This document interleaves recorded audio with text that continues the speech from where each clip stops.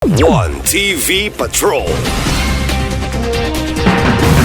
City Hall mag-bloodletting atol sa 123rd Civil Service Anniversary.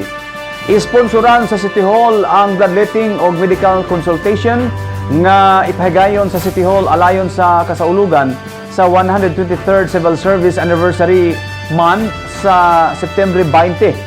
Matod pa ni Civil Service Committee Chairperson Konsehal Lourdes Fuentes Cepres nga ang bloodletting o medical consultation suportahan kini sa mga personnel sa Mars MC, Philippine Red Cross, Usami City Chapter, SM Lao Hospital o sa City Health Office.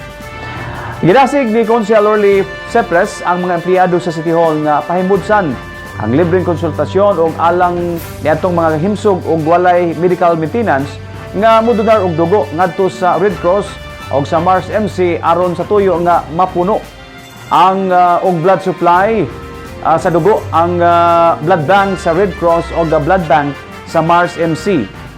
Nakinahanglan og igong supply sa dugo ang duha ka blood bank sa Usamis gumikan kay dili lang taga Usamis ang makinahanglan niini apan bisan sa mga silingang probinsya gumikan kay ania dinhi ang mga dagkong medical hospital. September 15, Monday to Friday. September 11 to 15. And on Friday, September 15, we'll have also a video cake contest here at City Hall Covered Court around 4 p.m. And on September 20, 2023, we have a medical consultation and bloodletting.